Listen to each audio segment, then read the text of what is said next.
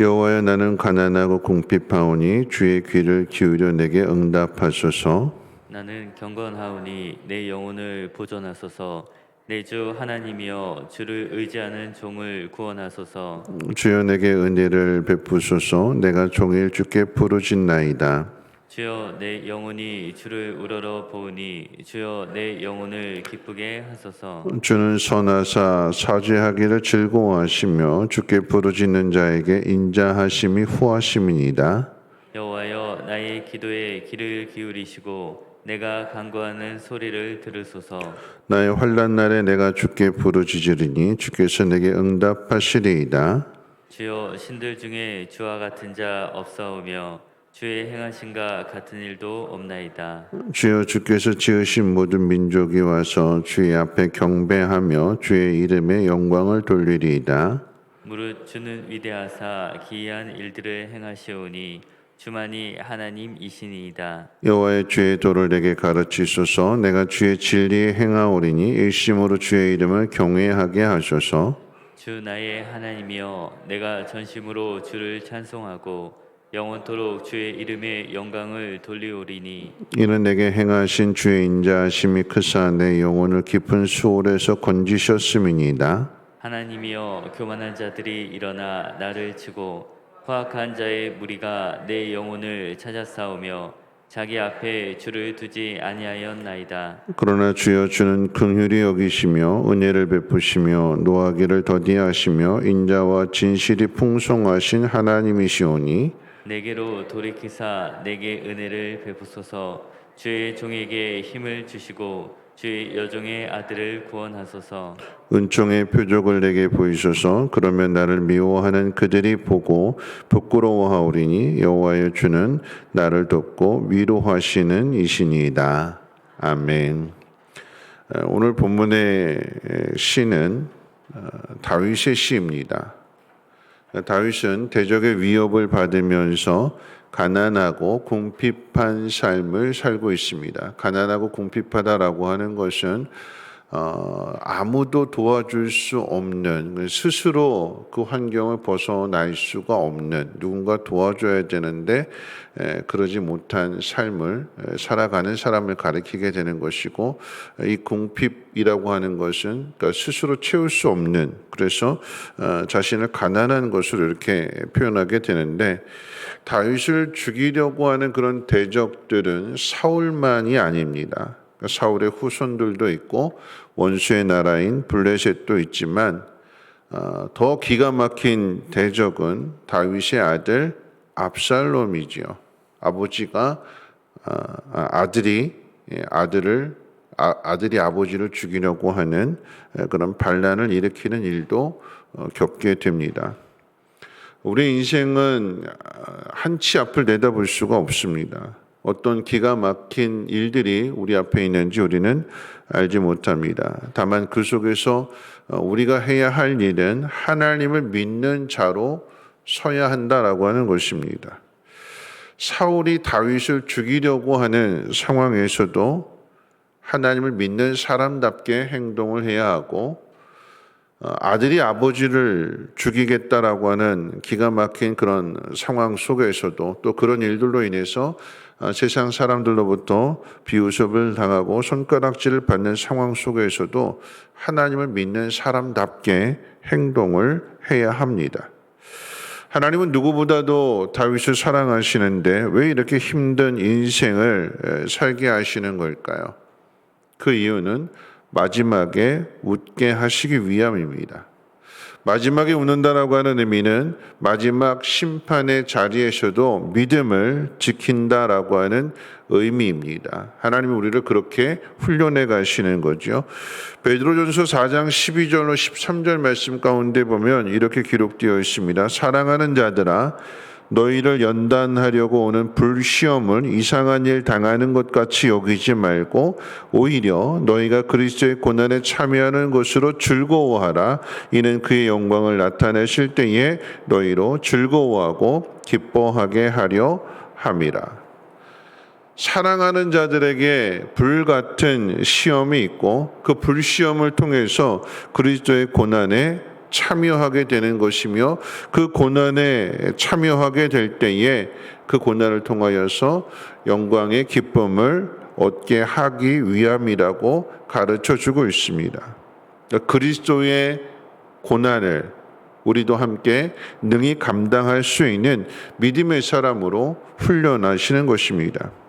어떻게 하면 이 훈련을 잘 받을 수 있을까? 어떻게 하면 마지막에 믿음으로 웃는 사람이 될 수 있을까? 여러분, 그 이유를 다윗은 자신을 주의 종으로 표현하는 데서 찾을 수 있습니다. 하나님의 종입니다. 하나님의 종이 해야 할 일을 오늘 본문 11절에서 가르쳐 주게 되는데, 우리 11절 말씀 같이 한번 읽어볼까요? 11절 말씀입니다. 시작. 여호와여, 주의 도를 내게 가르치소서.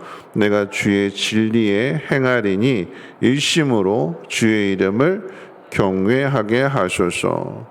여러분, 종이 할 일은 주인으로부터 가르침을 받아서 그 가르침대로 하는 것이 종이 할 일입니다. 그 할 일을 통해서 오늘 11절 말씀에 일심으로 그랬어요. 일심으로. 오직 하나의 마음으로 행하게 될 때에 그 주인을 높이게 되는 거죠. 그러니까 주인의 뜻대로 종이 순종하고 행하게 될 때에 주인의 의도한 바들, 계획한 바들이 나타나게 되는 것이고, 그 일을 통해서 주인이 영광을 받을 뿐만 아니라 종도 함께 영광을 받게 되는 것입니다. 다윗을 대적하는 사람들도 엄밀하게 말하면 다 하나님의 종들입니다. 그런데 사울도 압살롬도 주인이 되시는 하나님 말씀에 귀를 기울이지 않고 자기 생각대로 자기 마음대로 하기 때문에 불순종하는 종이 되는 것이고, 결국 이 불순종하는 종들이 다윗을 대적하게 되는 거죠. 다윗은 그 사람들, 불순종하는 종들 속에서 하나님의 종으로서의, 주의 종으로서의 올바른 모습을 보이고 있습니다. 다윗이 올바른 모습을 보였다라고 하는 것은 모든 상황 속에서 완벽했다라고 하는 의미가 아닙니다. 다윗도 실수하고 실패하지요. 하나님의 법을 따르지 않고 세상 방법을 의지하기도 합니다. 또 다윗은 범죄도 하지요. 남의 여인을 겁탈하기도 하고, 그리고 그 죄를 감추기 위해서 살인까지 저지르게 되는 그런 죄를 범하게 됩니다. 그런데 다윗은 그 실수와 실패 속에서도 회개하는 모습을 보여줍니다. 넘어졌지만 다시 하나님의 종으로 일어서는 것입니다. 그래서 마지막에 웃는 사람이 됩니다. 하나님의 종으로서 이 훈련을 받는 거예요. 기가 막힌 일들을 당하게 되지만 그런 상황 속에서도 연약해서 넘어질 수도 있지만 다시 일어나서 하나님의 뜻대로, 하나님 말씀대로 순종하는 삶의 모습을 보이게 되는 것이고, 그래서 마지막에 웃는 모습으로 하나님 앞에 돌아가는 것입니다. 말씀을 정리하면서, 여러분, 다윗은 왕의 집안에서 태어나 왕이 되는 것이 아니라 목동의 집에서 태어나서 왕이 될 수 없는 자리잖아요. 왕이 될 수 없는 그런 집안에서 왕이 되었습니다. 왕이 되면 고난이 끝날 줄 알았는데 왕이 된 후에도 고난은 그치지 않고 더 기가 막힌 고난들을 당하게 됩니다. 왜 이런 고난을 당하는가 생각했더니 그 고난이 예수님께서 이 땅에 오셔서 당하실 고난의 예표가 됩니다. 예수님의 고난이라고 하는 것은 하나님의 아들을 십자가에 못 박는 고난입니다. 그런데 예수님은 그 하나님의 뜻 앞에서 끝까지 순종하는 종의 모습으로 계셨습니다. 다윗이 그 모습을 미리 보여주는 거예요. 예수님이 당하실 그 일들을 미리 경험하는 것입니다. 죽음의 위협을 받고 아들의 아버지를 배신하는, 반역하는, 죽이겠다라고 하는 그런 상황들 속에서 그 아들을 품고 그 아들을 위해서 눈물 흘리는, 내가 너를 위해서 죽었어야 되는데 하는 그 마음을 그대로 보여주고 나타나게 되는 거죠. 어떤 상황 속에서도 하나님의 사람으로 서 있는 것입니다. 하나님의 종으로 서 있는 것입니다. 오늘 우리들이 힘써야 될 일들은 하나님의 종으로 서기 위해서 하나님 말씀을 잘 들어야 되는 것이고 그 말씀대로 행해야 되는 거죠. 말씀 마칠 텐데요. 베드로전서 4장 7절로 9절 가운데 보면 이런 말씀이 있습니다. 만물의 마지막이 가까이 왔으니 그러므로 너희는 정신을 차리고 근신하여 기도하라. 무엇보다 뜨겁게 서로 사랑할지니 사랑은 허다한 죄를 덮느니라.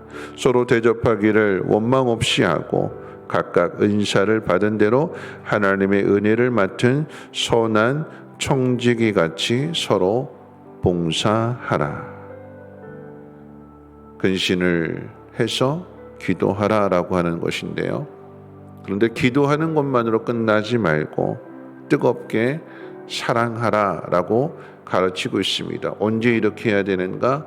만물의 마지막이 가까운 때에.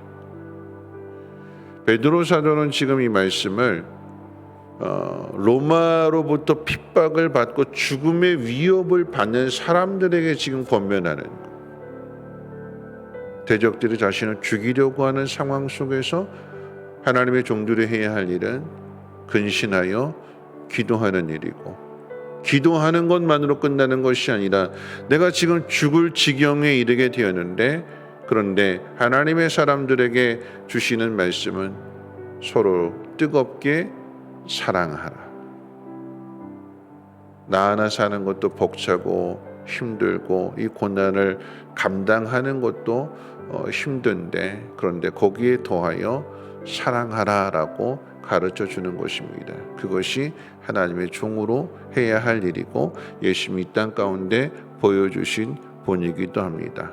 오늘 이 하루도 비가 많이 오는 가운데 있지만 우리가 마땅히 행해야 할 일들을 놓치지 말고 이 새벽에 나와서 하나님 앞에 부르짖어 기도하는 것처럼 하나님의 뜻을 잘 깨닫고 그 뜻대로 살아갈 수 있는 믿음의 사람들 되시기를 주님의 이름으로 부탁을 드립니다. 우리 찬송가 320장 찬송하신 후에 함께 기도하겠습니다.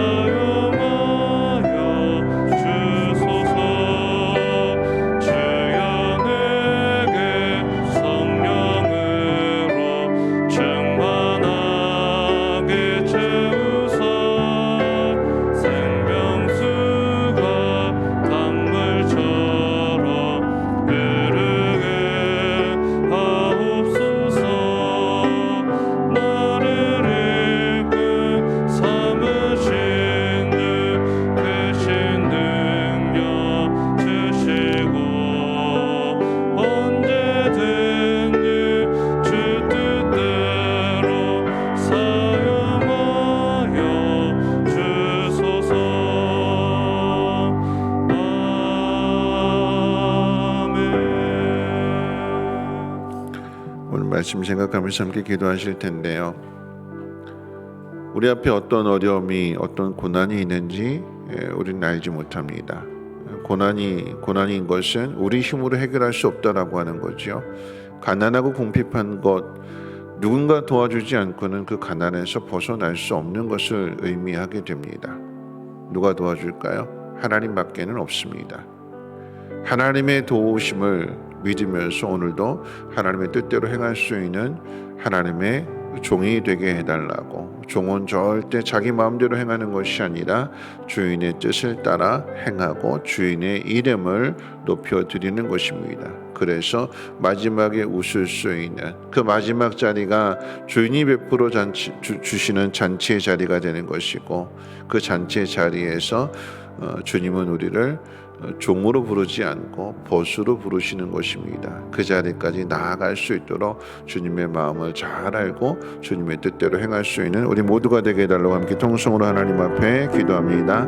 거룩하신 하나님 감사합니다. 오늘도 비가 많이 오는 가운데에서도 하나님의 귀한 전으로 우리 발걸음 인도해 주심을 감사합니다. 하나님의 뜻을 잘 깨닫고 하나님의 뜻대로 행할 수 있는 거룩한 종들이 되게 하옵소서.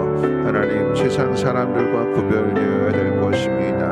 하나님, 다윗은 수많은 대적들로부터 위협을 당하고 공격을 당하면서도 하나님께서 주시는 그 말씀 그대로 순종하며 살아갑니다. 때로는 인간이기 때문에 넘어지고 실수하고 실패할 때도 있었지만 다시 하나님 말씀 앞에 일어서는 그 모습을 하나님, 우리도 하나님 본받게 하여 주시고, 다윗이 당하는 그 모든 고난을 통하여서 예수 그리스도의 고난을 경험하는 것처럼 우리 또한 우리 앞에 있는 고난을 통하여서 주님의 고난을 경험하게 하여 주시고 동참하게 하시고 그 고난을 이길 수 있는 믿음의 사람으로 우뚝 서게 도와주시옵소서. 마지막 날에 어떤 환난과 핍박이 우리 앞에 있는지 알지 못하나 하나님, 그 모든 시험을 믿음으로 이겨낼 수 있는 우리 모두가 되게 하시고 마지막에 웃을 수 있는 믿음의 사람들로 하나님 날마다 다듬어지게 하시고 연단받게 도와주시옵소서. 불의 시험을 통하여서 하나님 정금 같은 믿음 갖게 하시고, 하나님 적들로부터 공격을 당하는 상황 속에서도 뜨겁게 형제들을 사랑하며 선한 일들을 이루며 하나님의 영광을 나타낼 수 있는 우리 모두가 되게 도와주시옵소서. 어떤 상황 속에서도 인간적인 생각하지 않게 하시고 하나님 말씀에 귀를 기울이며 하나님의 이름을 높이는 삶이 되게 도와주시옵소서. 그리할 때에 하나님의 영광을 나타내는 그 자리에 하나님께서 우리를 영화롭게 해주실 것이며 그 영광을 허락해 주실 줄로 믿사오니 하나님 끝까지 참고 인내하며 하나님 말씀대로 행할 수 있는 믿음의 삶을 살아가게 하옵소서.